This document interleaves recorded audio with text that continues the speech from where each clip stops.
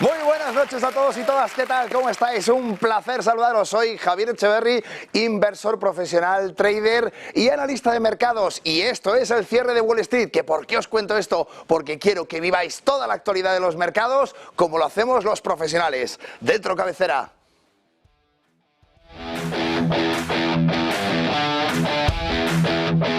Bienvenidos al nuevo cierre de Wall Street, un programa donde vamos a tener el avance de las claves de José Antonio Binder y donde la verdad y el rigor van a ser la clave de todo el programa.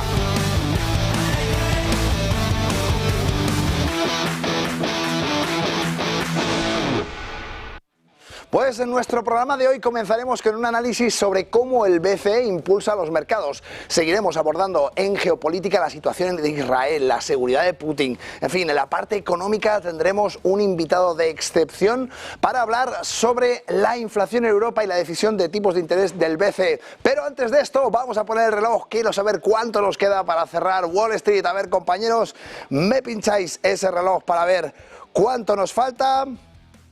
Vamos a ver si podemos. Ahí lo tenemos, 1 minuto, 1 hora 58 minutos y vamos a ver los gráficos, cómo está en este momento ese Dow Jones de industriales, a ver cómo se comporta. Fijaos, vamos a ver si podemos pinchar mis gráficos. Ahí está. Pues mirad el comportamiento de ayer, recordad que no llegó a esta zona de soporte, que seguimos intentando sobrepasarla y este proceso de acumulación está dando poco a poco esa subida al Dow Jones, cuando está cotizando en este momento en 38.867. De momento, calma chicha en el mercado. Para el Dow Jones no ha tenido una gran repercusión esa bajada en los tipos de interés por primera vez en la parte europea y fijaos cómo el Dow Jones no lo ha acusado especialmente. Vamos a ver qué es lo que ha hecho el SP500 y aquí sí que vemos un poco este impulso que tuvimos ayer en el día de hoy. Recordad que estos son velas diarias. En el día de hoy el movimiento es muy cortito. Estamos exactamente, os voy a decir, a un 0,12% abajo desde apertura, nada, prácticamente en el mismo sitio. Vamos a ver su hermano más nervioso, el tecnológico Nasdaq, y fijaos como aquí ayer sí que tuvimos este impulso brutal que vimos por la parte de todo lo que tiene que ver con la inteligencia artificial y más concretamente en Nvidia, que ya ha superado los 3.000 millones en capitalización bursátil, algo absolutamente brutal. De momento lo tenemos en esta zona mucho más tranquila. Dicho lo cual y teniendo esto en cuenta, vamos a irnos directamente a la parte de la editorial de hoy. Y es que, ¿de qué vamos a hablar en la editorial de hoy? Pues fijaos, en la editorial vamos a hablar del BCE. Y es que el BCE ha bajado tipos de interés. Este artículo, como sabéis, yo lo escribo todas las mañanas y lo he titulado "El BCE impulsa mercados, guía de inversión". Vamos a entender un poco qué es lo que ha sucedido. Aquí os pongo un gráfico del euro dólar y el comportamiento que ha tenido en distintas fases de mercado. ¿Es muy relevante este gráfico para la editorial que vamos a hacer? No, pero es importante que entendáis que tanto el euro como el dólar están tremendamente relacionados con las políticas de tipos de interés, tanto del Banco Central Europeo como de la Reserva Federal. Arranquemos un poquito. Como decíamos, hablamos de la bajada de tipos de interés por parte del Banco Central Europeo. Recordad que este artículo lo he escrito por la mañana, antes de saber si iba a bajar tipos o no, con la casi seguridad de que sería lo que sucedería. La reducción de 0,25 puntos básicos en un movimiento crucial que tiene que tiene el potencial de reactivar la economía para transformar los mercados. Decimos que esta bajada podría parecer carente de importancia por estar ya muy descontada por los mercados, pero lo cierto es que marca la cifra del tipo de interés terminal, es decir, el tipo de interés en el que el Banco Central Europeo considera que su política más restrictiva ha llegado al punto más álgido y tiene que mantener para después retroceder, punto exactamente en el que estamos, a fin de reactivar la economía lentamente para no aumentar la inflación de nuevo. Fijaos, vamos a desglosar un poquito cómo ha sucedido esto y cómo lo podemos aprovechar. Si vemos el impacto de la bajada de tipos en el BCE, tenemos que considerar que la decisión de bajar tipos en el BCE busca estimular el crecimiento y controlar la inflación, y esta medida tendrá distintos efectos. Fijaos, en el mercado de acciones, que yo os he representado con esta infografía tan chula, por supuesto ya generada por inteligencia artificial. Ya sabéis que ahora es súper fácil crear una imagen que represente lo que quieres decir. Fijaos, dentro del mercado de acciones, que podría ser perfectamente esto que estáis viendo, las oportunidades, especialmente en la parte de tecnología y consumo discrecional, están a punto de despegar. ¿Por qué? Pues porque con menores costos de financiación y un aumento de consumo, hacemos el combo perfecto. Pensad un poco. Si a las empresas les cuesta menos financiarse, reactivan la parte de I+D, es decir, de investigación y desarrollo, y se endeudan con mayor facilidad porque es más barato. De este modo, es más fácil que compitan en el mercado de un modo un poco más dinámico, un poco más agresivo. Pensad que esta bajada de tipos de interés lo que supone es que el ratio de endeudamiento luego les cuesta menos a las empresas. Por tanto, en la parte de acciones ya hemos visto un poco qué repercusión tendría. ¿Qué estrategia podéis tomar al respecto? Pues reconsiderad vuestras posiciones en acciones de crecimiento y cíclicas. Importante, las empresas con alta deuda verán beneficios inmediatos en sus costos de interés, justamente lo que estábamos hablando. Apuntad, cuaderno de trading al ladito, crecimiento, es decir, growth, y empresas cíclicas. Si hablamos del mercado de bonos, que me ha quedado muy chula esta infografía, en el que podéis ver este mercado internacional de los bonos, de esa renta fija. Pensemos que los precios de los bonos suben normalmente cuando los tipos bajan. Y esto, como digo, es oro puro para los inversores de renta fija. ¿Qué por qué? Pues porque podemos reevaluar la cartera de inversión pensando en si es interesante incluir bonos a largo plazo para capturar la apreciación de este capital. Los bonos gubernamentales y corporativos son especialmente atractivos en este entorno. Ya sabéis que los bonos soberanos o gubernamentales son más seguros, tienen una calificación crediticia mucho más segura, y los corporativos son más dinámicos, tienen más riesgo, pero como contraparte suelen tener mayor rentabilidad. Ya depende de vosotros un poco ver qué tipo de bonos o qué ponderación le dais a unos bonos y otros. Mercado inmobiliario, fijaos, las hipotecas más baratas, esta es la parte más fácil de entender, ¿no? Las hipotecas más baratas revitalizan el mercado inmobiliario, y esto, por supuesto, pues podría ser un boom para todo aquello que tiene que ver con inmobiliaria y para las SOCIMIs, que son esas grandes olvidadas, son esas empresas inmobiliarias cotizadas que nos permiten tomar un poco el pulso a una de las partidas económicas más importantes de cualquier economía, que es, por supuesto, el real estate, la inmobiliaria. Pensemos en estrategias al respecto, y teniendo esto en cuenta, pues considerar inversiones en propiedades, en SOCIMIs, en REITs, para aprovechar las tasas más bajas de financiación. Siempre va a ser interesante. Si hablamos de materias primas, el oro ahora mismo está en un momento pues dorado, como su propio nombre indica. Los tipos más bajos y un dólar más débil podrán potenciar a las materias primas como refugio seguro. Como estrategia, pues considerad una parte de vuestra cartera en oro y otra en materias primas. Si tenemos un poco en cuenta el calendario económico, hay que prever, os he puesto aquí el link de TradingView donde podéis acceder al calendario económico y ver exactamente cuáles son los siguientes eventos, pero hay que estar muy al tanto para ajustar vuestras estrategias. Os dejo algunos tips sobre qué hacer dependiendo de cómo se desarrollen las previsiones, y hemos hecho un poco esa diatriba, ¿no? ¿Qué sucede si se cumplen las previsiones? Cosa que ha sucedido. Pues las acciones de crecimiento y tecnología, el growth y tecnología, son sectores que pueden experimentar un repunte significativo. Habéis visto cómo de los mercados que han bajado, el Nasdaq es el que menos está contrayendo. Por tanto, ahí ves justamente la respuesta por parte de esa partida. Busquemos empresas sólidas, con planes de expansión y capacidad de innovación. En cuanto a la renta fija, pensad que los bonos a largo plazo podrían subir de precio, así es que observad bien los bonos, como decíamos, gubernamentales y corporativos.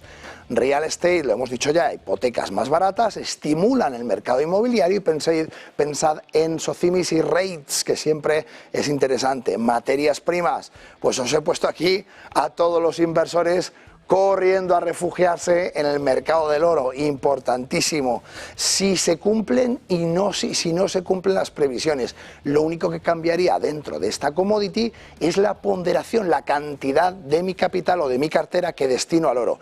Si no se cumplen, si se cumplen las previsiones, pues un poquito menos. Si no se cumplen esas previsiones, pues un poquito más, dependiendo por supuesto ya de cada uno. Como decíamos, en cuanto a acciones defensivas, imaginad que no se hubiera cumplido, que puede pasar, ahora tenemos por delante distintas decisiones de tipos de interés. Esta es la primera en la que se ha bajado, pero tenemos un camino muy largo desde el punto actual hasta llegar a ese 2% también, ¿verdad?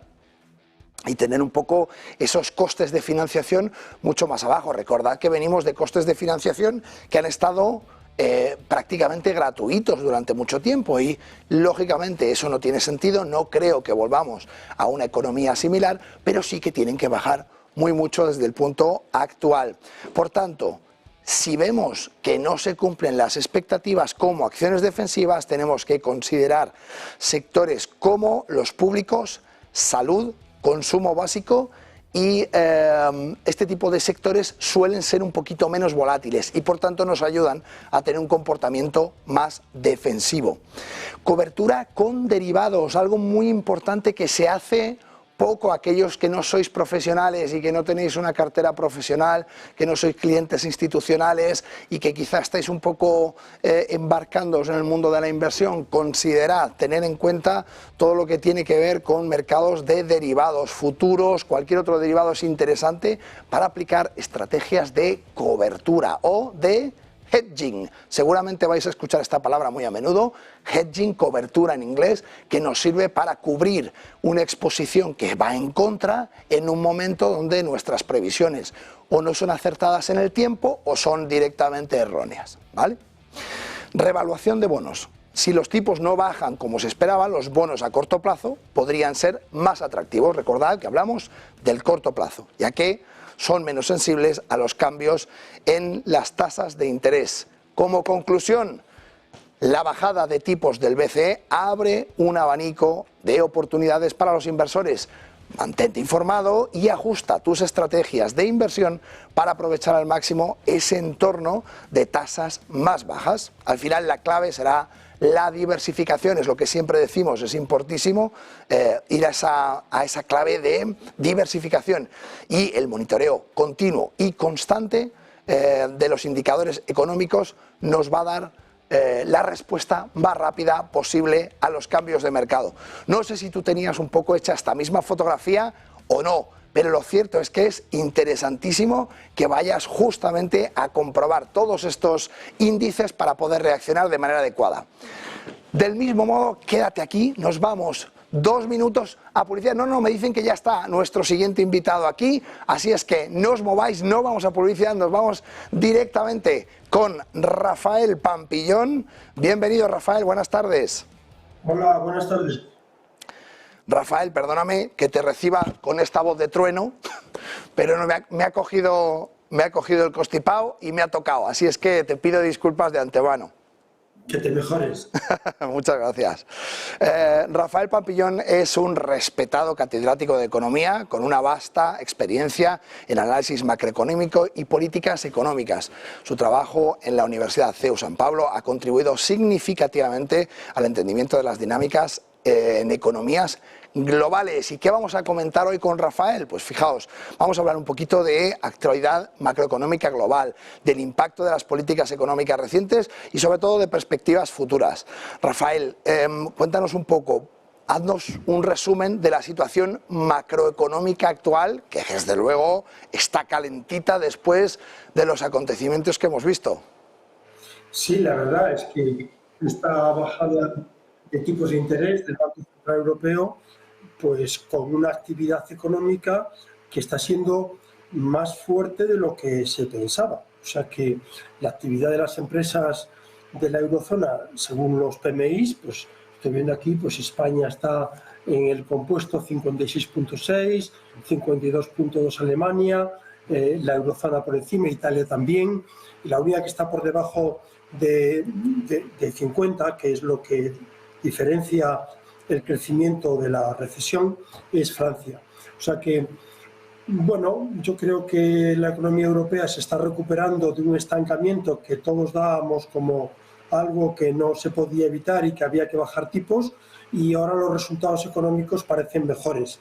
En Estados Unidos pues tenemos un crecimiento en el primer trimestre de este año que es inferior al del cuarto trimestre del año pasado, y el del cuarto trimestre es inferior al del tercer trimestre del año pasado, lo cual quiere decir que se está ralentizando la economía americana. Y eso también lo hemos notado hoy con esta bajada de tipos, que el tipo de cambio, que estaba en 1,08 dólares un euro, ha subido a 1,09. O sea que el euro se ha apreciado frente al dólar, y los mercados han visto esta bajada de tipos como algo positivo.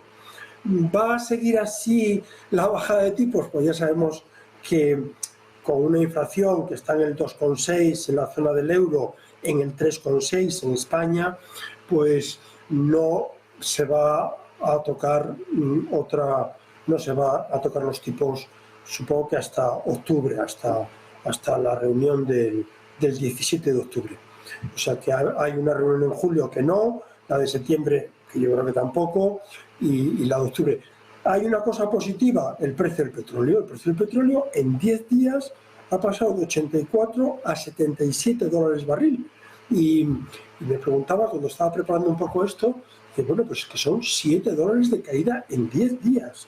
Y eso, ¿a qué se debe? Pues enfriamiento de la economía americana, pacificación en el este de Asia, en la guerra de Palestina y de Israel, no sé, o que se acabe la guerra de Ucrania, no lo sé, pero me ha llamado la atención esta bajada del precio del petróleo, que va a favorecer la reducción de la inflación, va a generar menores tensiones inflacionistas. Rafael, hay que tener dos cosas importantes en cuenta. La primera, esa bajada del petróleo de la que hablas podría obedecer a las nuevas disquisiciones de la OPEP Plus, que han dicho que continuarían con ese recorte de barriles hasta finales de año, es decir, hasta el 2025, pero que en octubre sí que podrían comenzar de nuevo a utilizar una partida de barriles de crudo en una mayor producción, y esto lógicamente aumenta la parte de la oferta, y de tal manera que a misma demanda el precio baja. Pero no solo eso, es que además nos hemos enterado justamente anteayer de que se ha descubierto un yacimiento en Corea del Sur con miles de millones de barriles, con lo cual aquí estamos de verdad llenando el mercado de un futurible dentro de la parte de oferta potentísimo. Entonces, si tenemos esto en cuenta, es bastante probable que tenga mucho que ver con la caída del barril de crudo. Pero es que además, como muy bien dices, la parte de inflación y la parte del dólar, teniendo en cuenta que se cotiza justamente en dólares el crudo, pues tiene mucho que ver también. Dicho esto, que me comentabas, no sé muy bien por qué ha sido, bueno, yo te pongo un poco al día porque nosotros estamos más al día de las noticias, como no puede ser de otra manera, pero además me gustaría reseñar algo que has dicho que para mí es muy importante y que es una tendencia que estamos viendo en esa desaceleración por parte de Estados Unidos, que estaba creciendo a un 5%, luego un 3,6%, luego un 1,6% y luego un 1,3%. Esa tendencia tan brutal que estamos viendo de manera descarada la hemos visto también en Europa, pero llegando incluso a crecimientos del cero patatero, que siempre digo, en Alemania, y que lógicamente pues deja a Francia y Alemania en una posición pues muy complicada en cuanto al crecimiento. ¿Crees que este cuartillo de punto, este 0,25, va a impulsar de alguna manera? ¿Te parece que realmente es una muleta que en Europa nos va a permitir algo? Porque parece más que otra cosa el cumplimiento de una promesa por parte del Banco Central Europeo que realmente una medida efectiva, ¿no? Bueno, los economistas hablamos siempre del marginal. Esta bajada es marginal, de 0,25, y por supuesto esto va a suponer que el crédito que da el Banco Central Europeo a los bancos va a ser más barato. Entonces, al tener un crédito más barato, los bancos podrán ofrecer también más crédito a las empresas y a las familias. Claro, Si además hay gente hipotecada a un tipo de interés variable, pues esos verán que le está bajando la cuota de la hipoteca y le queda más renta disponible para consumir. Por tanto, más crédito, más barato, no mucho más barato, un poquito más barato, para endeudarse las familias, por ejemplo, en compra de bienes de consumo duradero, como son muebles, como son electrodomésticos, coches, que se endeudan para estas cosas. Las empresas también verán que les baja la carga financiera porque los tipos de interés en sus créditos a tipo de interés variable pues se va a reducir, con lo cual las empresas podrán contratar a más trabajadores, ampliar sus factorías, abaratar el crédito, por poco que sea, siempre supone una mayor inversión. O sea que a mí me parece que el único punto que no me encaja es la apreciación del euro. Me encaja porque el dólar tiene una política fiscal súper expansiva, pero que se haya producido ahora justamente cuando debería depreciarse, pues porque tipos de interés más bajos llevan a que entren menos capitales extranjeros, pues no.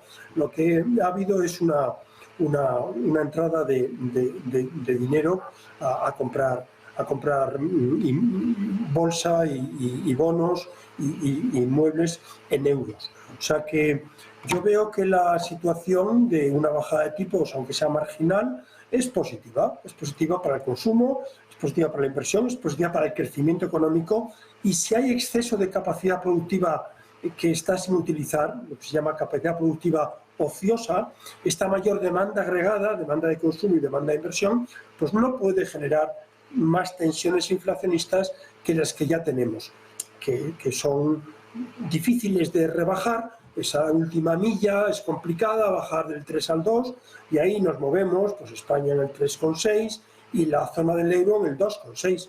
Vamos a ver si es posible bajar esta inflación a pesar de esta bajada de tipos, que es más impulso a la economía eurozónica.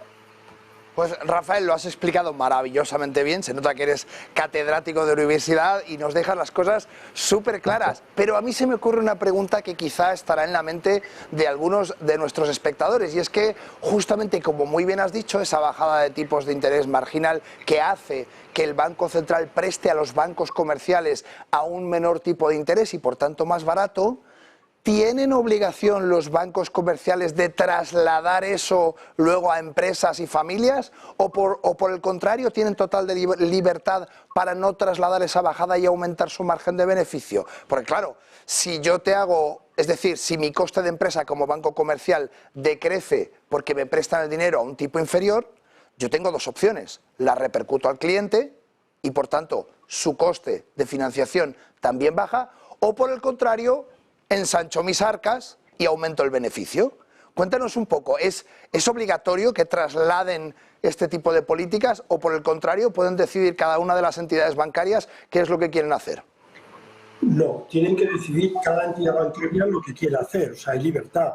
El Banco Central Europeo no puede imponer que den crédito, más crédito. Lo que sí sabemos, porque hemos hablado con las entidades, es que están deseando dar crédito, y si no se pide más créditos porque es caro, y por eso también pues la vivienda está teniendo precios muy altos, ¿no? Pues porque las hipotecas se encarecen mucho, y desgraciadamente pudiera ocurrir lo que dices, pero yo no lo veo porque hay competencia bancaria y hay competencia dentro de la zona del euro, o debería haberla, y por tanto si mi banco no me baja el tipo de interés de la hipoteca, que ya la están bajando porque el interbancario rápidamente ha asimilado esa bajada de tipos, porque los bancos pueden financiarse con el BCE o financiarse en el interbancario, es decir, entre los bancos, que es el tipo de interés que se genera, que se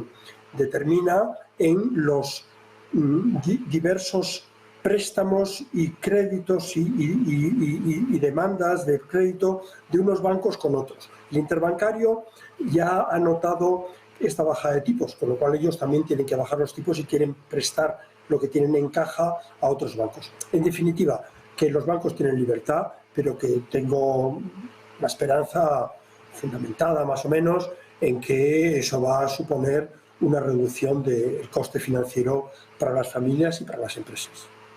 Pues me gustaría saber si has podido echar un vistazo a la parte del editorial que he hecho hoy, justamente hablando de esos sectores que se podrían ver más afectados, y en cualquier caso, ¿cuál crees que serán los sectores que en los que se va a trasladar de manera más clara esta bajada del cuartillo de punto? ¿Qué te parece que puede ser más interesante que los inversores pongan el foco en este momento?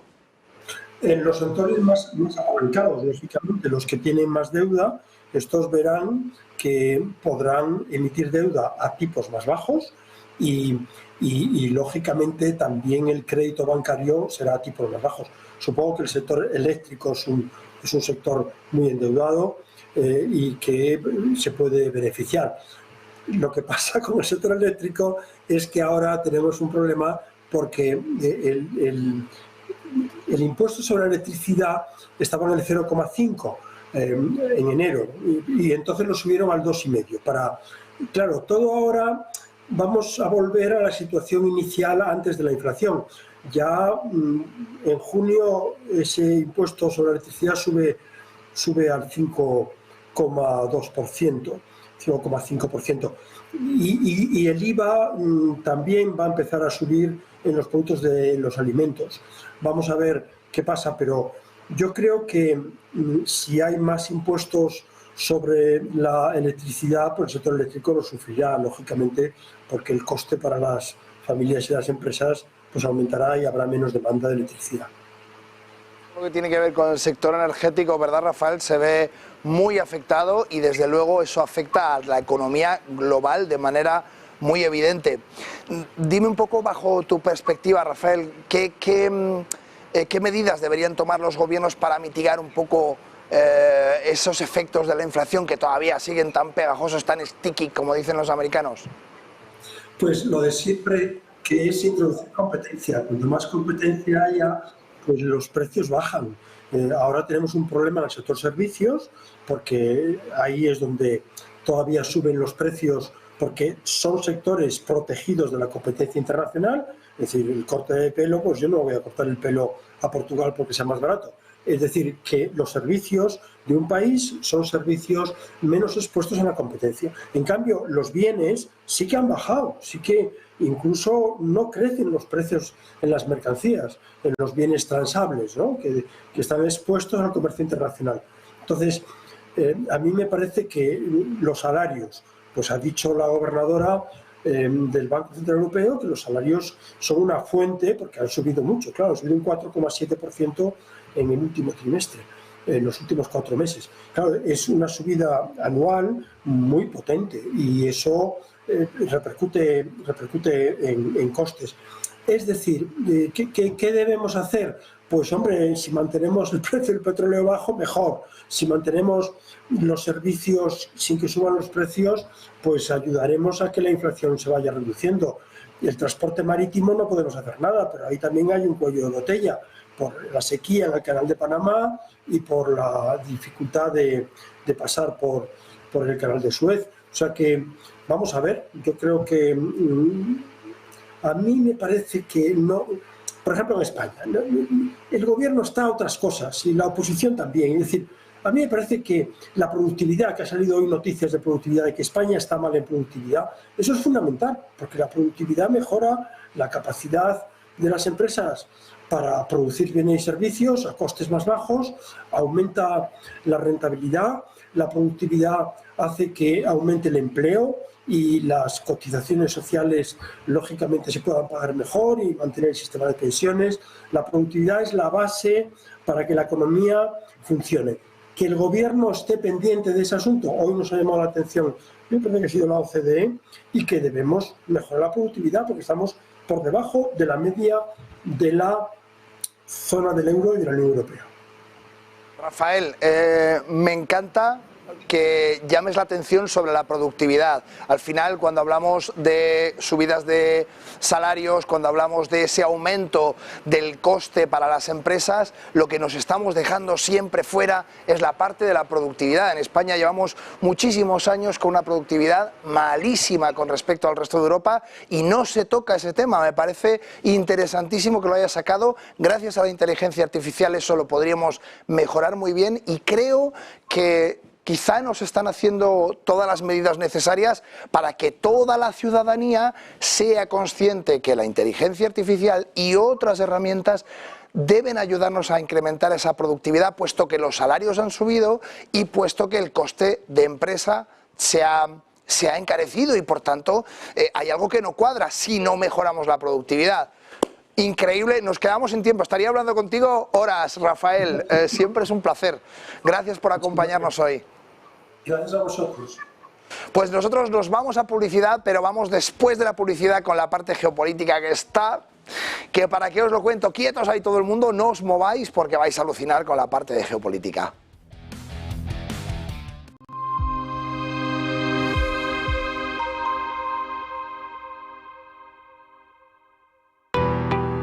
¿Qué es Bitcoin? Hoy vamos a explicarles qué es exactamente Bitcoin, explicándoles los conceptos básicos para que entiendan esta criptomoneda de la que todo el mundo lleva años hablando. Esta explicación les servirá para saber también qué son exactamente las criptomonedas y cómo funcionan, para que puedan tener una noción un poco menos técnica de cómo funciona todo esto y a lo que nos referimos con cada término. Bitcoin es una criptomoneda o moneda virtual, concretamente la primera que fue desarrollada. Es la criptomoneda que le ha marcado el camino a todas las demás que llegaron después utilizando su tecnología. Esta tecnología es la cadena de bloques o tecnología blockchain, que también se utiliza para otras cosas. La primera de las criptomonedas fue creada por Satoshi Nakamoto, que es el seudónimo que corresponde a una persona que nadie sabe exactamente quién es, aunque sí que es cierto que ha habido muchas teorías. Esta persona publicó en 2009 un artículo en el que describía un sistema de pagos P2P al que llamó Bitcoin. Al cabo de unos meses, él mismo publicó la primera versión del software que permite gestionar la red de la moneda, que además empieza a interactuar con los primeros interesados en foros. La cantidad total de bitcoins que se emiten cada año está determinada por su algoritmo y pasa lo mismo con el resto de criptomonedas. Bitcoin está desarrollado para que cada 4 años se reduzca por 2 su producción y para que solo se emitan un total de 21 millones de bitcoins. Después simplemente dejarán de crearse. Esto es una diferencia fundamental con las monedas convencionales, puesto que los bancos modifican su valor a su libre albedrío. Por lo tanto, las monedas se pueden devaluar, mientras que Bitcoin quiere ofrecer algo más de estabilidad. En definitiva, entre los usos más destacados de Bitcoin cabe mencionar los siguientes, como por ejemplo pagar utilizando estas propias criptomonedas, obtener intereses por los bitcoins que poseas, algo similar al concepto de un depósito bancario, también obtener un préstamo utilizando como garantía tus bitcoins, cubrir tu exposición financiera con derivados en mercados regulados y por último obtener réditos de inversión mediante la compra-venta de bitcoins, al ser un activo que teóricamente tiende a revalorizarse en un escenario de demanda constante.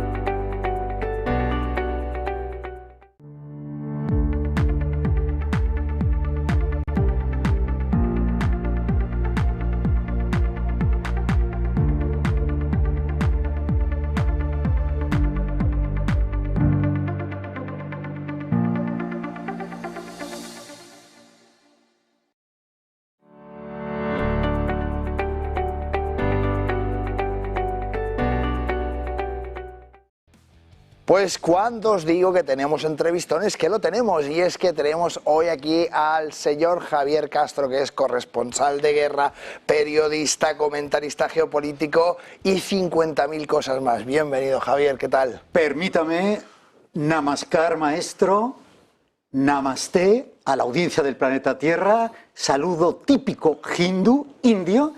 Un día vamos a hablar de la diferencia entre indios y hindús y su diosa favorita, Ganesha. Ganesha, muy bien. Y es que por fin, alabado sea Ganesha y todos los dioses indios, han terminado las elecciones en la Unión India. Cuéntanos, Madre mía. cuéntanos qué ha pasado. Muy importante, los habitantes de ese subcontinente que usted sabe que amo, deseo y confío un día hacerle de guía para enseñarle los rincones más mágicos del subcontinente índico. Ojalá, es bien. Son indios, pero no todos los habitantes son hindúes, sino los que profesan la religión hindú. Okay. Hay hindús, hay budistas, hay cristianos, por ejemplo, en la zona de Kerala, la zona de los cocos.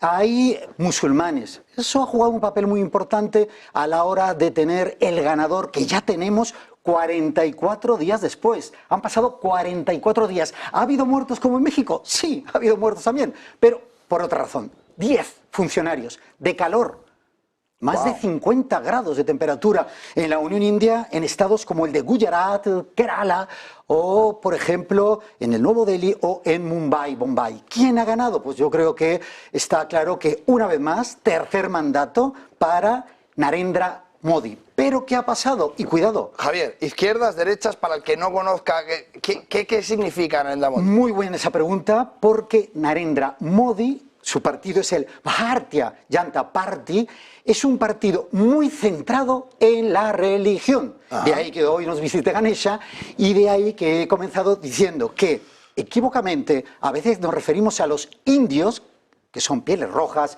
en el continente americano, porque Cristóforo Colombo, Ligur de la Liguria, llegó al continente americano pensando que había cortado el camino hacia las Indias. Indios solo hay unos, los de la Unión India, de ese gran continente, ese subcontinente que es la India.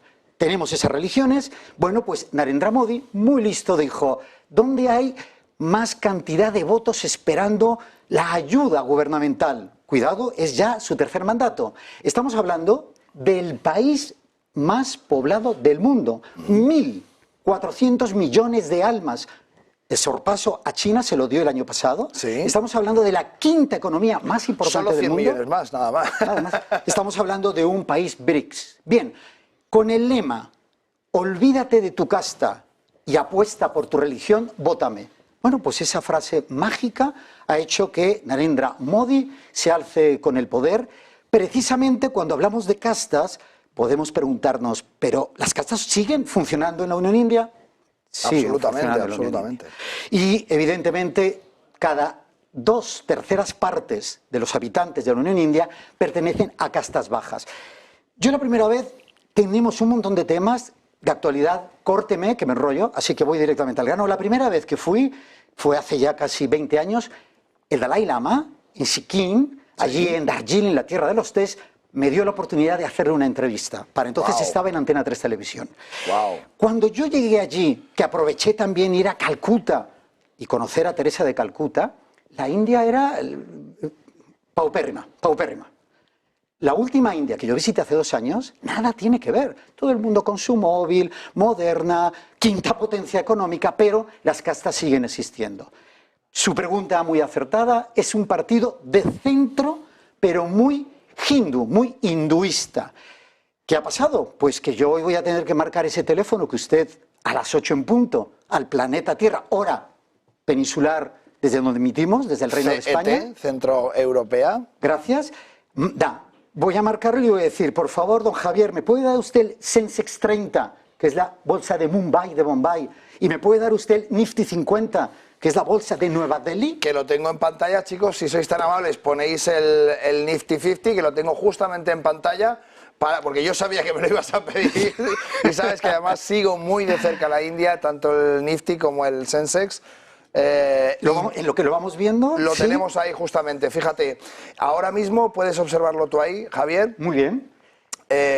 Vemos cómo durante todas las elecciones, mirad el comportamiento que ha tenido, esa variación absolutamente brutal, nada más y nada menos que se ha movido casi un 10%, un 9,65%. Caída brutal el martes, miércoles, que es cuando terminó ese proceso electoral. ¿Por qué 44 días? ¿Cómo se puede estar 44 días votando? Bueno, hay que recordar que la mecánica en la India son funcionarios que salen de la nueva capital, de la Nueva Delhi, y se reparten por todo ese subcontinente. Unos van en tren, otros a caballo, otros en jeep. Tienen que llegar, sí, a megápolis, como por ejemplo puede ser Mumbai, Bombay, que por cierto, su nombre es Mumbai, la madre de todas las madres de Bollywood. O por ejemplo, Nueva Delhi o el propio Delhi. Pero también hay que irse a Cachemira. O también hay que irse a los pies de los Himalayas. Y ahí hay que buscar también el voto. Para esto los indios son muy serios, muy rectos. Y hasta que el último voto no es escrutado, no se da por cerrado ese escrutinio y el balance final. ¿Qué ha ocurrido? Pues que el miércoles se supo que no había ganado Narendra Modi con esa mayoría que se esperaba. La mayoría está en 272. Se vota para elegir 543 diputados en la Cámara Baja de la Unión India. Bueno, pues sacó 272 es la mayoría, consiguió 240 votos. Ha tenido que hacer una alianza con un partido popular de derecha para alcanzar los 290 escaños suficientes para volver a gobernar. Y de ahí ese momento de tensión en la bolsa de Mumbai y en la de Nuevo Delhi para decir, uy, cuidado, esto se pone mal. Cayeron los mercados y luego volvieron a subir. Déjeme solo, si hay tiempo y si no, no, porque tengo un montón de temas, si Pablo nos pone un gráfico en el que vamos a ver, son muchos 44 días para elegir un primer ministro, para Javier, votar. Si te parece, en vez de ahondar más en este tema, como hemos traído muchos temas, pasamos al siguiente, porque si no nos vamos a quedar solamente con India, que a mí me encanta, me parece que realmente es la gran desconocida. Dentro de los BRICS vamos viendo ya cómo tiene más relevancia, cómo se acerca más a Occidente y cada vez vamos conociendo más, pero tenemos muchísimos temas, Un día hay que Javier. hacer un especial Unión India. Eso es, fenomenal. Israel se prepara para una posible guerra contra Hezbollah en el Líbano. ¿Nos puedes dar una pequeña Muy pincelada? rápido. Benjamin Netanyahu ha llamado para aumentar el número de reservistas a 350.000 almas más, lo que significa que se está preparando para ese posible ataque al sur del Líbano, donde se encuentra, cuidado, hablamos de palabras mayores, Hezbollah, o Hezbollah, como se quiere decir en árabe, el partido de Dios, que es lo que significa en árabe. Muchísimo cuidado, esto no son los matados de Hamas, ni los rompepiernas de la yihad islámica. Este sí que es un grupo terrorista, un grupo armado, un auténtico ejército, muy bien formado, como siempre. Con muchísima historia, además. Con muchísima historia. Tienen tomado todo el sur del Líbano. Cuando visitas el Líbano, es una pena, siempre lo hemos hablado, esa Suiza de ese Oriente próximo para nosotros, Middle East para el continente americano, desde donde tantos nos siguen, bien, pues ha llamado a esos reservistas y ha hecho la siguiente regla de 3. Ha dicho, el norte del Estado hebreo Israel, desde que el 7 de octubre atacó Hamas, ¿vale?, resulta que no hace más que recibir cohetes, un total de 5.000 cohetes, lo que me obliga a desplazar a 65.000 israelíes al sur, a Halifax, a lugares que normalmente son el Mar Muerto, lugares de descanso, de playa. Perfecto, bien. Dice, hagamos una regla de 3. España, su país, ¿cuántos habitantes tiene? 50 millones. Muy bien. Si Israel tiene 10 millones de almas de habitantes y 65.000 son desplazados, sería como que aquí en España, desde el Reino a la Agüita de Marruecos, bombardearan Málaga, Sevilla, Andalucía y hubiera que desplazar a 400.000 personas. Parece ser que esto hace que el gobierno y que los propios israelíes digan, hasta aquí hemos llegado, hay que tomar cartas en el asunto. Y esas cartas en el asunto traen un nuevo scoop. Yo tengo que ganarme la confianza de don Javier y me he comprometido a buscar scoop. Bueno, scoop el que me han contado en los pasillos su fenomenal equipo de informativos, con don Borja delante, que tiene que hablar... Cuba, Bahía de Cochinos... No sé si, bueno, Cuba, ya sabe que mi madre es cubana. Lo traemos. Porque parece ser que mañana salen 2 misiles, 2 submarinos con misiles atómicos hacia Cuba. Estamos, como decía el señor Wiener esta mañana, ante un nuevo Bahía de Cochinos, pero la primicia, que ya la han dado ellos, yo le voy a dar otra. La CIA, el jefe de la CIA, ha sido enviado por Joe Biden a Israel, porque se temen en próximas fechas nuevo atentado de Hamas en suelo israelí. Y mientras todo esto está ocurriendo, se celebró el Día de las Banderas ayer, el Día de la Paz israelí, el Día de Jerusalén. Lo que se celebra es, exactamente se celebra que en 1967, en la Guerra de los 6 días, retomaron y ganaron un montón de territorios Israel. Bueno, eso se celebró ayer. Bueno, pues aquello acabó en trifulca, porque aprovechando la fiesta y la bandera se fueron al casco antiguo, al barrio antiguo de Jerusalén, el que pertenece a los musulmanes, donde hay mezquitas y hubo más que palos, más que palabras. La tensión está servida. Y justamente, perdona que te corte, Javier, justamente ayer, durante esa celebración, se promulga esa denuncia por parte del gobierno sudafricano y otros países por genocidio al gobierno israelí, en concreto a Benjamín Netanyahu. Netanyahu, efectivamente. Así que la cosa está que arde. Yo, si quiere, desde el parque madrileño de la bolsa más importante del Reino de España, la semana que viene, el lunes, martes, envío una crónica rápida para situarnos en ese contexto del que yo llamo, porque así lo conocí como corresponsal, Estado Hebreo de Israel. Dejémoslo de hebreo, Estado de Israel. La cosa está que arde. Está que arde, indudablemente. Tenemos una mención que quiero que me comentes un poco. Estamos conmemorando el Día de Normandía hace 80 años. ¿Qué paralelismos ves en ese evento histórico actual con la situación europea? Cuéntame. La información brutal de este canal a todo el planeta Tierra creo que ha dicho todo y más sobre el Día D, hora H, Normandía, 6 de junio. Desembarco famosísimo. Desembarco, 80 años. Pero he echado de menos un guiño, unas gracias a Winston Churchill. Para mí, si Winston Churchill no convence a los americanos previo, evidentemente, asalto de los japoneses a Pearl Harbor, sí, mirando para otro lado a los norteamericanos para dejarse atacar, nunca los británicos y los norteamericanos, más de 120.000 soldados, hubieran realizado ese desembarco. Pero en aquel momento, Hitler, el Führer, el partido nazi alemán, los nacionalsocialistas, porque no sé por qué siempre, no, nazis, no, nacional era el partido, votado en las urnas. Luego hubo la noche de los cristales rotos y luego el Führer se encargó de cargarse a los comunistas. Pero votados estaban atrapados en forma de sándwich. Por un lado, desembarco de Normandía y por el otro, la URSS. Paralelismo. Cuando aquello terminó parece que no íbamos a vivir una nueva guerra mundial, una tercera guerra mundial. Bueno, pues como acabo de comentar, que en Pasillos y sus informativos que sigo muy puntualmente ya lo han dicho, estamos posiblemente ante una nueva guerra mundial 2.0. De momento hay una visita de unos submarinos con cabezas nucleares a Cuba. ¿Recordamos a Khrushchev, Bahía de Cochinos? Bien, yo le decía que el jefe de la CIA ha sido enviado a Israel porque se temen un nuevo atentado en territorio israelí de Hamas. Yo de la CIA no me fío. De la CIA no me fío.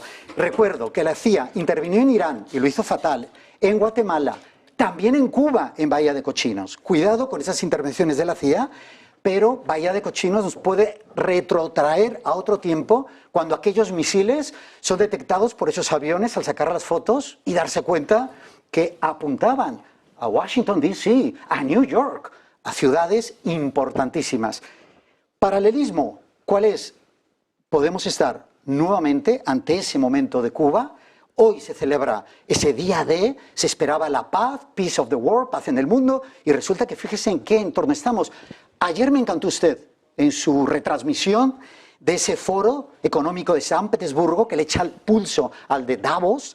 Por cierto, un día le contaré que San Petersburgo es gracias a Pedro I el Grande, no el rey de España, y ni a la señora reina de España, no. Pedro I el Grande, Pedro, el zar, que fue el que se fue de vacaciones a Venecia y dijo, yo necesito otra Venecia, y se montó San Petersburgo. Bueno, ahí está el foro. Usted ayer con un programa, felicidades, me han dicho que muy bien, y como es un matemático, es un lince, rápidamente al vuelo. Putin dice, 50.000 almas caen cada mes, y usted al vuelo dijo, por 27, 1.350.000 personas ucranianas ya han muerto. No hay político, no hay partido. Según Vladimir Putin. Según Vladimir Putin, el zar Vladimir Putin primero de Rusia. Pero, muy importante, no hay argumento, guerra, partido político que valga una única vida. Indudablemente. Javier, me quedo con ese titular porque creo que es importantísimo. No hay argumento político que valga una sola vida. Me parece que además es el colofón perfecto para esta entrevista y para las crónicas que nos traes. Te emplazo a que la semana que viene nos hagas desde el set de Negocios Televisión en el Parqué madrileño esa pequeña crónica para que podamos disfrutar un poco de la actualidad macroeconómica a pie de calle exactamente y de la parte geopolítica.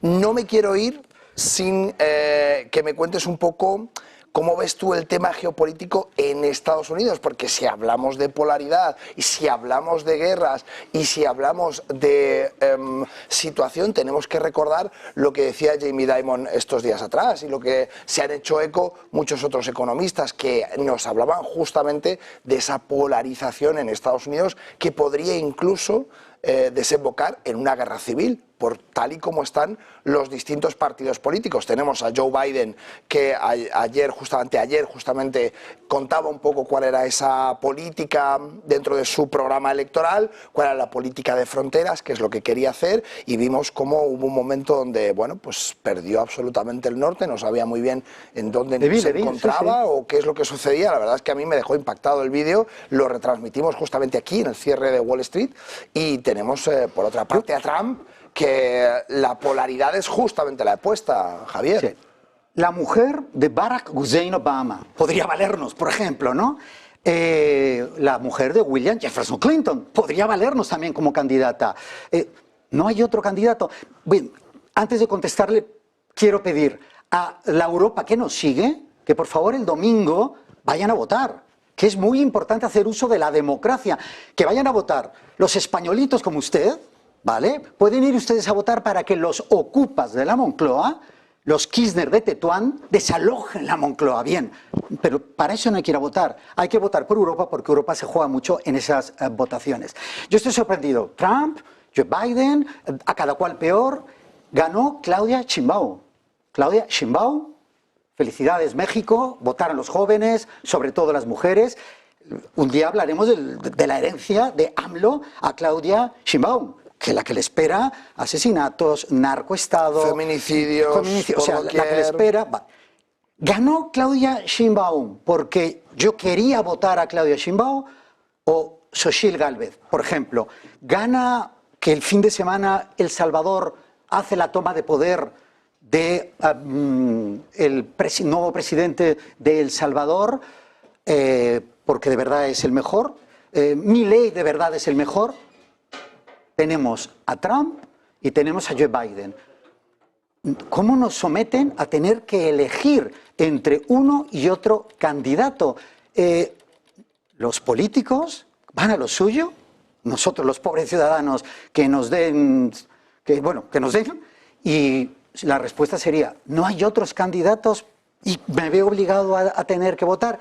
Un día le diré... ¿Por qué, Javier? ¿Por qué no hay otros candidatos? Quiero decirte, porque todos sabemos de la popularidad de Michelle Obama, todos sabemos realmente de esa corriente que dejó el Obamacare, todos sabemos que realmente en la sociedad estadounidense caló muy mucho ese comportamiento y que si alguien era querido por encima de Obama, desde luego era Michelle Obama. Y se la ha instado a presentarse, primero dijo que sí, luego que no. Es como si hubiera algún tipo de plan que yo no conozco, quizá tú estés más al día, para ponernos en una situación muy compleja, ¿no? A mí solo la conclusión, no sé si la podemos encontrar en la calle del Muro, en Wall Street, no lo sé si en el Dow Jones o yo no sé si en el Standard & Poor's 500, en el S&P. Los poderes fácticos. Es que no me queda otra opción, que son los poderes fácticos los que mueven de esta manera la maquinaria porque les interesa. Yo fíjense, ¿qué le parece si a nuestras amigas y amigos del planeta Tierra, que son muchos, más de 1 millón, que siguen Negocios Televisión, les preguntamos, y que lo pongan en los comentarios, en el chat? Fenómeno, muy bien. ¿Qué opinan?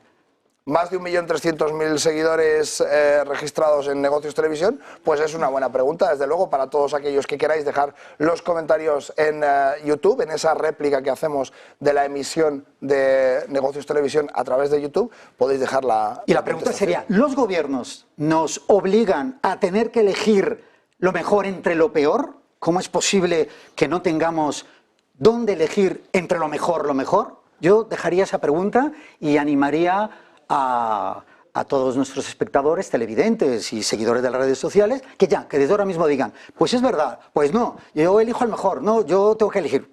Esta pregunta que usted me ha hecho final de Trump y Biden, yo sé que la ha hecho porque me ha visto entrar con esta camiseta que me compré en Las Vegas, claro, que sirvió para mi último viaje de intramuros en USA, Utah. Me recorrí, bueno, Utah, Iowa, Nebraska, bajé hasta Nuevo México.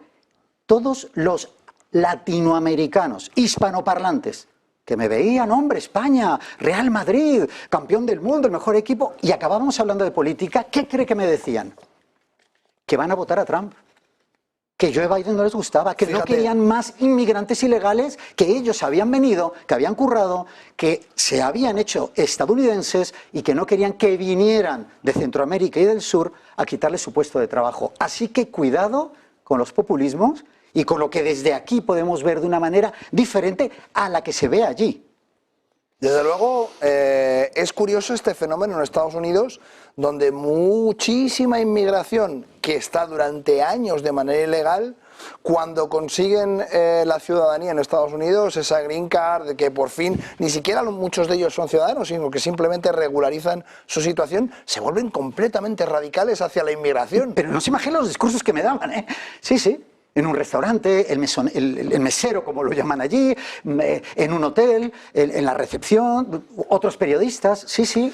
Entonces, una última pildorita que quiero que nos cuentes ha sido este pasado fin de semana el Club Bilderberg, que hemos sabido que se hacía en España, en concreto en un hotel de Madrid. Yo no sé si quizá tú, siendo corresponsal de guerra, tenía que haberte llamado para que te infiltraras y nos contaras un poquito. Tenía que haberlo hecho. ¿Tienes alguna noticia? ¿Sabes algo de eso? ¿Sabes? ¿Se ha filtrado por algún lado? Que se dijo, que se habló, nada. Porque una de las reglas del Club Bilderberg, yo no sé si ustedes lo saben en casa, es que se puede comentar lo que sucede dentro siempre y cuando no se diga quién lo ha dicho ni de qué fuente sale la información. Es un poco una de las medidas que tiene el Club Bilderberg para mantener la privacidad. El secretismo, la privacidad. Y además la libertad de tocar los temas que quieran, con la total seguridad de que nadie puede relacionar las declaraciones, las posturas, con la persona que las ha hecho. Entonces, esto quizá, yo creo que para la siguiente tenemos que buscar la manera de enviarte allí. Me pongo con ellos, sí, pero me tenía que haber avisado para... Totalmente, fallo mío. Estaba más pendiente de nuestro rey de verdad, el que tenemos, yo me siento orgulloso de él, que es Felipe VI, sí, viajando a El Salvador, mi queridísimo Milei viajando a El Salvador y, por supuesto, el presidente de El Salvador tomando su mandato, ¿no? Entonces, estuve más pendiente de la toma.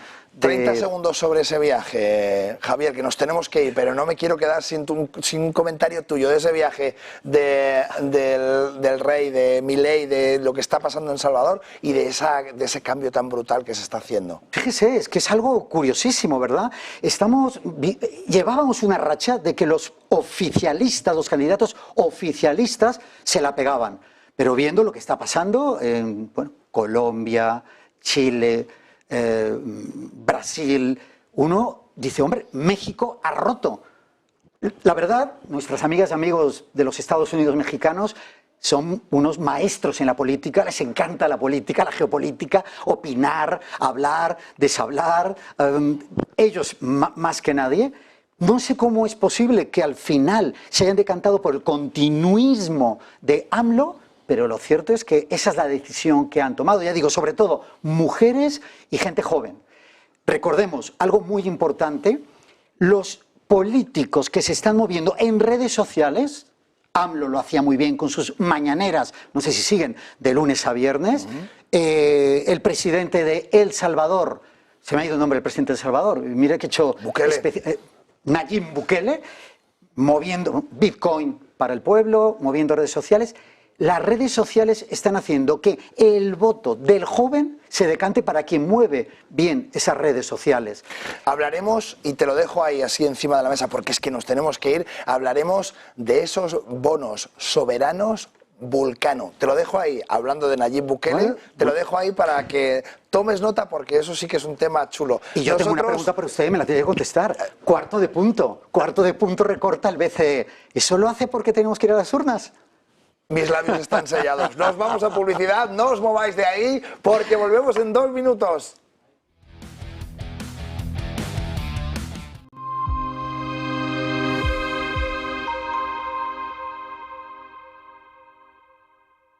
¿Verdad que no saltarías de un avión sin paracaídas?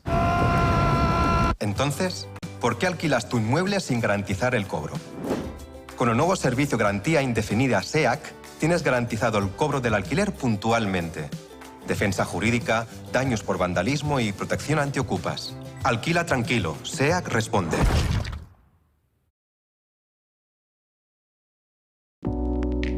Creemos que la sociedad actual necesita más arte y más color. Le da a la gente la oportunidad de asimilar diferentes perspectivas. Es realmente un placer pintar este cuadro, porque es una hermosa imagen para comenzar. Lo último que pintaremos es el auricular en vez del pendiente. Using a classic and merging it with modern. This is very provoking.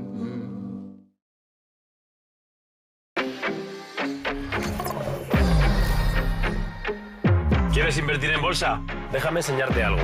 Él es Guille, compra acciones de empresas de videojuegos. Y él es Javier, invierte en acciones del mundo del motor. Y ella es... ¿Pero cuál es la comisión?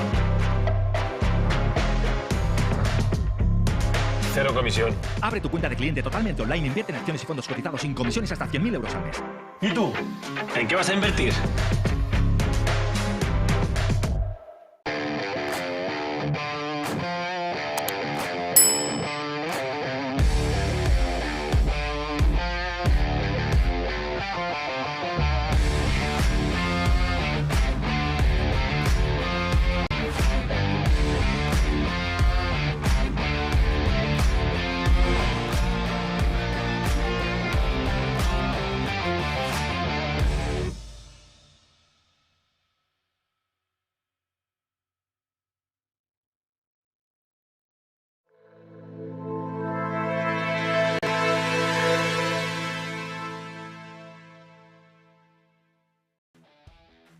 Pues ya estamos de vuelta en este cierre de Wall Street, cuando vamos a agarrar por la pechera la parte de geopolítica que está súper candente, con nada más y nada menos que Eduardo Irastorza, profesor del OBS Business School.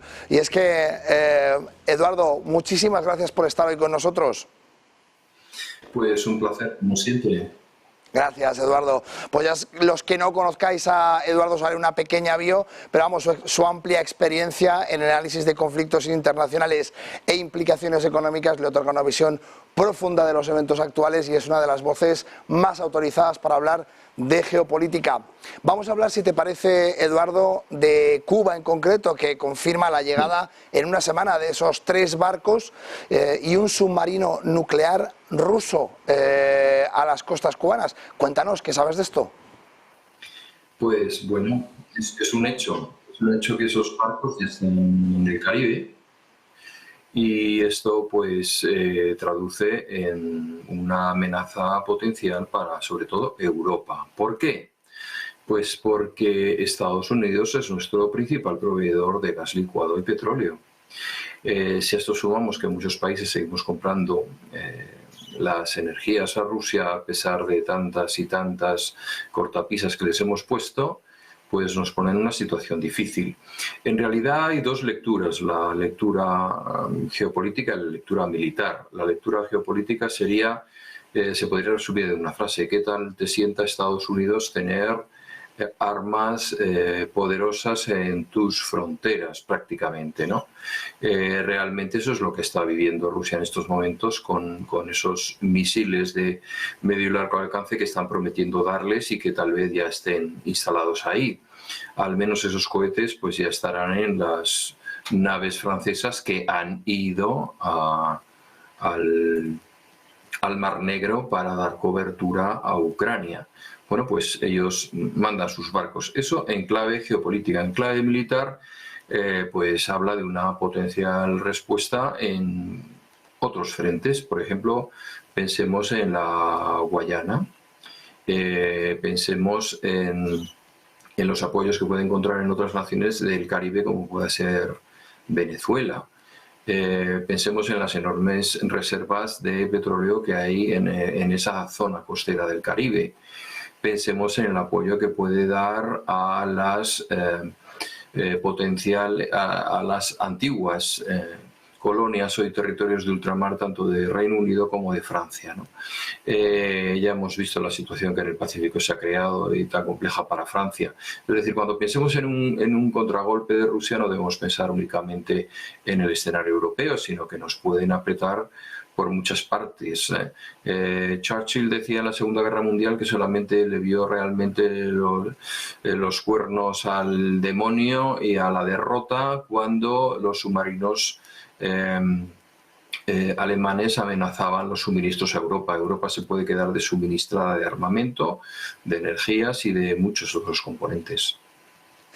Eduardo, ayer hemos visto una comparecencia en ese Foro Económico Internacional de San Petersburgo, más que prolífica por parte de Putin. Se despachó a gusto en muchísimos de los temas, lo hemos visto agresivo, lo hemos visto reflexivo, lo hemos visto en muchas posturas distintas. No puedo por menos que pedirte un pequeño análisis por tu parte de todo lo que supuso esa conferencia. Sé que son muchísimas aristas y podríamos tener un programa completo solamente para analizar esa comparecencia ayer de Putin, pero ¿con qué dos titulares te quedarías tú, así como de manera muy inminente? ¿Qué te ha parecido que realmente tiene una importancia superlativa? Pues yo creo que tiene una importancia superlativa, como tú acabas de señalar, el hecho de que Putin haya puesto de largo los intereses geopolíticos estratégicos de Rusia, no de ahora, no de la Unión Soviética, no ni siquiera casi ni de tiempos de los zares, sino históricamente. Es decir, no está dispuesta a renunciar a unos territorios de influencias, a unas salidas a aguas calientes, a un papel en el mundo y a liderar, y este yo creo que es el gran titular, a liderar ese mundo multipolar al cual se opone de manera diametral Estados Unidos, que quiere continuar siendo el gran hegemón en el mundo, ¿no? Yo creo que la historia es cerca, tenemos que entender que las cosas están cambiando y que hay que contar con otros escenarios. Yo creo que en ese sentido cada una de sus palabras pues ha sido consensuada, debatida, compartida con sus grandes aliados, con China, por ejemplo, con Xi Jinping. Es decir, han estado viéndose. Ha sido la primera visita que siempre tiene un significado muy importante. La primera visita, una vez que revalidó su presidencia en Rusia, fue para Xi Jinping. Él no va a dar ya ningún paso sin contar con apoyos más allá de los tradicionales, ¿no? Y su posición se va a apoyar en, sobre todo, y yo creo que eso es lo más importante de todo, en una nueva concepción del mundo, en esa nueva concepción del mundo multipolar que ha hecho que países como China o Rusia hayan dado la espalda al G10 y se hayan alineado de una manera evidente para todos con los BRICS, con las potencias emergentes y con un nuevo orden mundial que desgraciadamente también va a traer consigo zonas de conflicto hasta ahora inesperadas, inusitadas, como pueda ser en un futuro inmediato el Sahel o el Caribe. Pues veíamos además en esa comparecencia por parte de Putin descalificaciones a la Unión Europea tan duras como el hecho de decir que Alemania no había sido un país soberano desde la Segunda Guerra Mundial, que es cuanto menos grave en una comparecencia de este tipo, ¿no?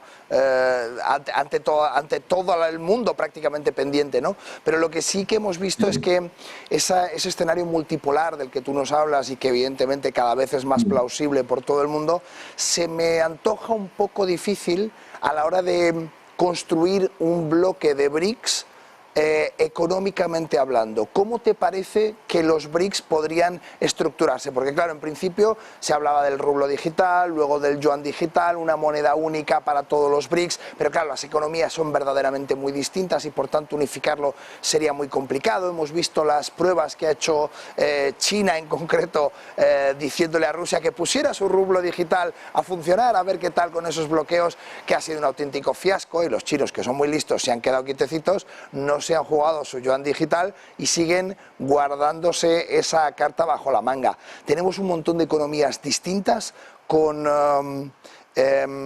situaciones muy distintas, y en esa multipolaridad que tú nos hablas, de la que quiere ser hegemón, de la que quiere ser cabeza Rusia, ¿cómo crees que se va a poder atacar ese tema tan complejo de la economía en los BRICS? Bueno, pues mira, la verdad es que ese hegemón de los BRICS no va a ser Rusia, a pesar del discurso que se mantenga, sino que va a ser China. Y China tiene algo que a los occidentales pues no acabamos de entender. No acabamos de entender. China puede parecer una tontería, pero es un país paciente. Ha sido un país paciente, ha pasado del 1.0 en su economía de replico y saco barato al 2.0 de ven aquí, fabrica aquí, enséñame y ya veremos lo que pasa, al 3.0 yo soy quien decide hacia dónde va la tecnología. Y hoy en día esa guerra tecnológica la está ganando, es indiscutible. Entonces tienen una característica que es tópica, pero es cierta, que es la paciencia. La paciencia. ¿Por qué han empezado? Pues han empezado por establecer los intercambios comerciales con Rusia en sus propias monedas. Desdolarizan algo que hasta ahora estaba presente también en sus intercambios internacionales.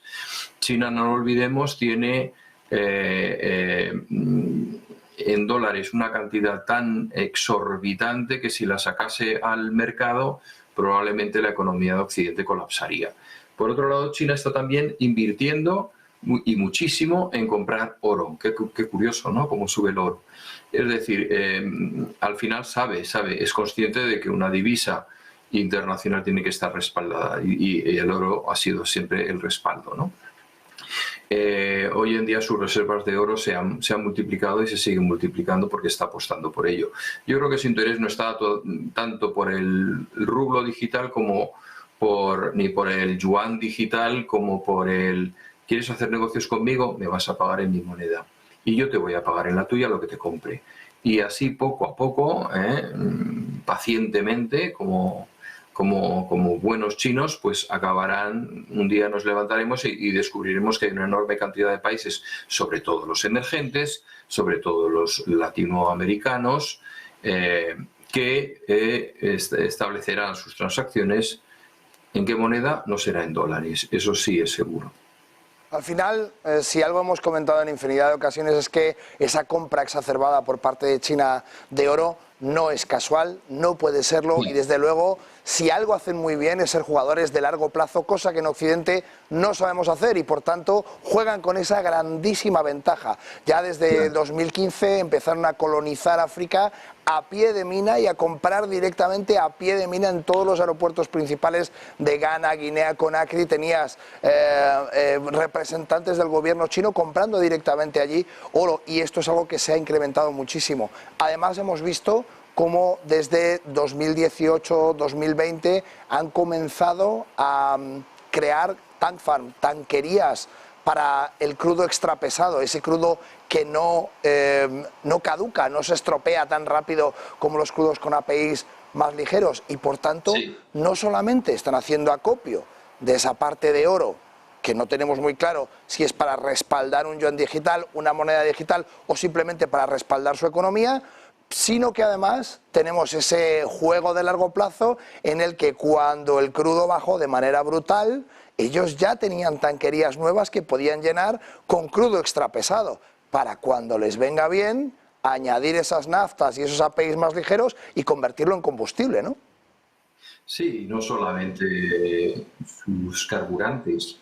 Pensemos que hoy por hoy toda la cadena de valor asociada al litio la controla al 100% China. Al 100%, toda la cadena de valor.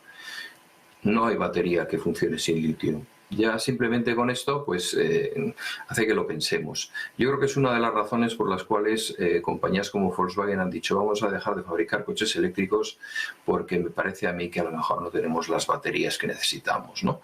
Y ya lo ha hecho, ha anunciado que no va a fabricar coches eléctricos. Y perdona que te corte, Eduardo, y si hay baterías que funcionen sin litio en el futuro, probablemente sean aquellas que está creando BYD con baterías de sodio, justamente también empresa china subvencionada por el gobierno chino. Es que son muy listos, es que son muy listos. Son muy listos y tienen mucha, ¿cómo lo diríamos?, profundidad estratégica. ¿Qué quiero decir con esto? que ¿cuántos coches tiene que vender en Europa para conquistar el mercado?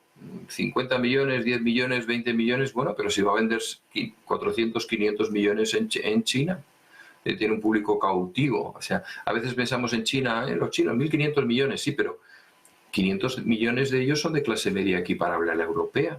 Son equiparables y eso es el doble de la población europea. Es un mercado brutal. Con lo cual pueden ir a pérdida aquí por tiempo indefinido sabiendo que ellos van a tener ingresos en su propio país. Lo mismo le pasa a los indios, ¿eh? No nos olvidemos de los indios, que es la próxima superpotencia mundial y que también tiene marcas de automoción, marcas de tecnología, muchísimo talento y además una ventaja sobre China.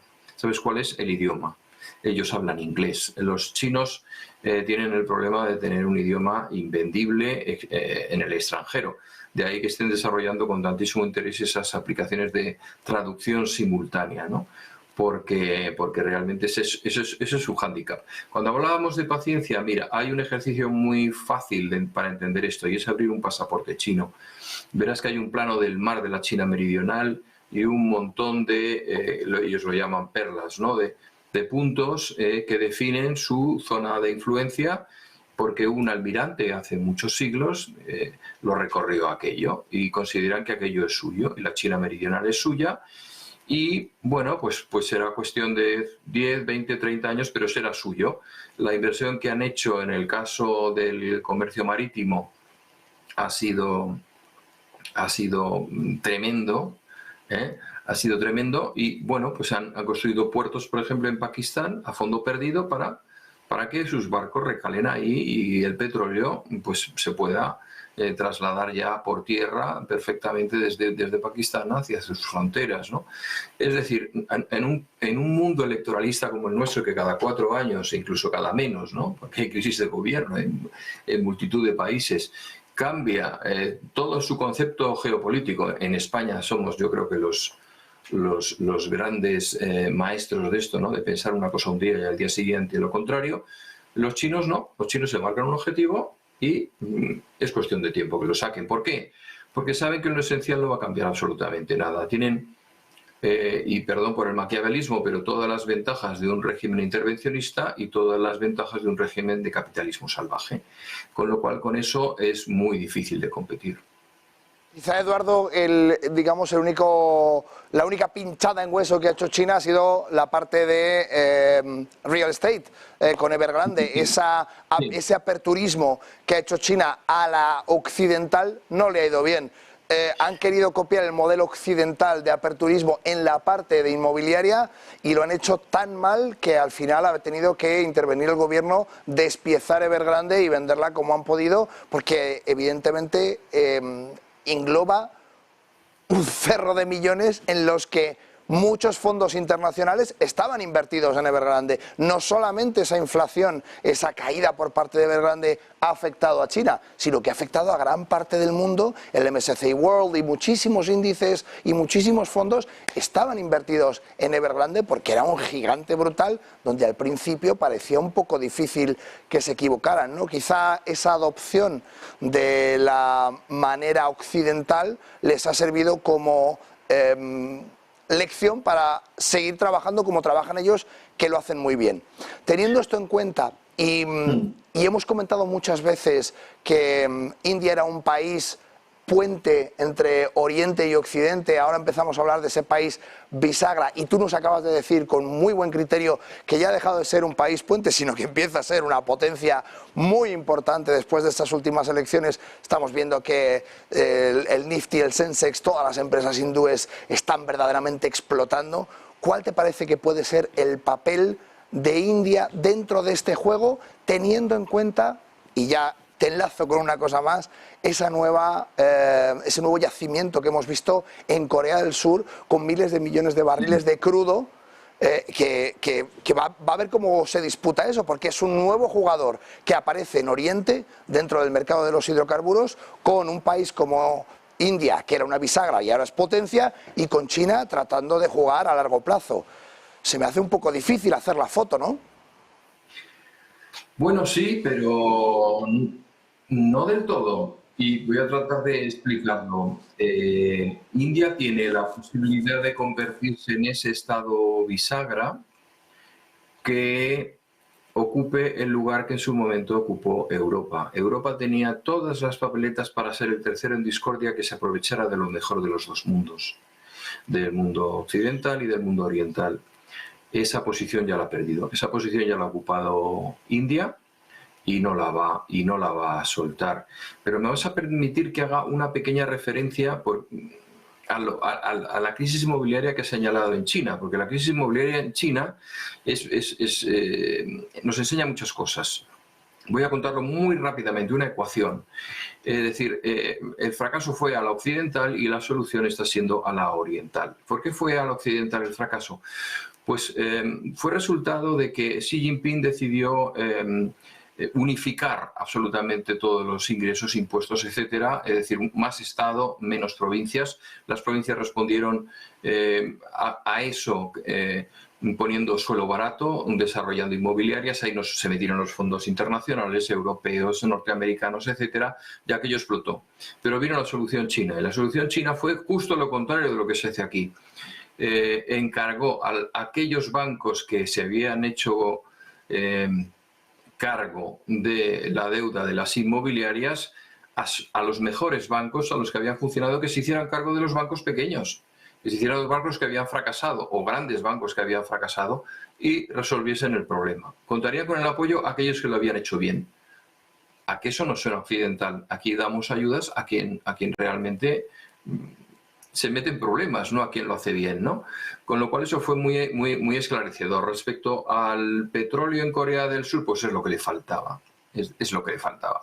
Lo de Corea del Sur ya no es un milagro, es un actor gigantesco. Yo cuando pienso en compañías como Samsung que fabrican hasta petroleros y frigoríficos o teléfonos, absolutamente todo, pues me muero de envidia. Cuando pienso que Corea es un país en donde la educación han renunciado al papel y toda la educación es con tablets y en donde no se plantean el criterio de eficiencia estatal en función de las horas dedicadas, sino de la productividad. ¿Suena esto? ¿Suena esto a discurso electoralista en las europeas? Es decir, la productividad. Si somos productivos, trabajaremos menos horas, no nos hace falta más. Tenemos unos objetivos de productividad. Aquí parece que los objetivos es el tiempo que estás, ¿no? Hay un dato que el otro día leía y a mí se me abrían las caras, como se suele decir, ¿no? Cada día en España hay 1,5 millones de españoles de baja. De baja. ¿Qué país puede sostenerse así? Yo no lo sé. Tú vas a Corea y yo recuerdo cuando estuve en Japón, me levantaba a las 3 de la madrugada, estaba en Shinjuku, enfrente del famoso edificio del billón de dólares, hace ya muchísimos años, y veía todas las luces encendidas y decía, ¿y qué hacen encendidas? Están dando servicio a Occidente. ¿Cómo podemos competir con eso? ¿Cómo podemos competir con esa mentalidad? Hoy por hoy no solamente es la mayor cantidad de población joven, y ahí India, una vez más, tiene ventaja sobre China. China va a tener en los próximos años problemas de su control de natalidad durante muchísimo tiempo. China es un país donde la media está todavía por debajo de los 25 años. España es el país más viejo del mundo, seguido de cerca de Japón, ¿no? Pero Japón lo tiene bastante mejor para solucionar el problema. O sea que realmente la zona más poblada no solamente es la más rentable, sino la que también acumula más población joven. Bueno, pues es para hacérnoslo mirar. Desde luego que sí, además curioso el dato porque tanto España como Japón son dos de los países donde la esperanza de vida es más larga. Quiere decirse que efectivamente somos los dos países con población más longeva, más avanzada, pero sin embargo la esperanza de vida también es de las más altas en los primeros puestos. Muy curioso, indudablemente esa relación con Corea que estamos viendo en productividad, y lo comentábamos en la entrevista anterior, la productividad en España es algo que siempre ha ido muy mal, que siempre ha funcionado muy mal y sobre lo que realmente se recaba muy poquito. ¿Te parece que ahí de verdad deberíamos incidir si queremos ser competitivos, no solamente en España, sino en toda Europa? Porque sí que es verdad que vemos, como en otros países como Francia, que tiene una productividad espectacular, muy lejos de España, sí que hay un poco más de campaña en ese sentido, pero sin embargo yo en las elecciones europeas, que justamente al Parlamento Europeo, que nos atañen este próximo fin de semana, yo no estoy viendo parte de las campañas políticas por políticas de educación en productividad y este tipo de movimiento en absoluto, ¿no? Claro, yo creo que la clave está en saber elegir los parámetros por los cuales vamos a juzgar la excelencia de lo que hacemos. Tú lo acabas de señalar, la educación, el fracaso escolar en España, ¿no? Es brutal. Es brutal. En Corea es altísima el nivel que adquieren los estudiantes y el nivel de competitividad que hay también por los puestos. En Japón, por ejemplo, es raro el universitario que no están compitiendo por él antes de que acabe la universidad, precisamente por esa mentalidad de vamos a formar a nuestra gente en la cultura de esta empresa. Bueno, pues en Europa no es así y de hecho vemos a decenas de miles de nuestros jóvenes echando currículums en cualquier tipo de sector que se agite un poco, ¿no? ¿A qué se van a dedicar? Pues a lo que puedan.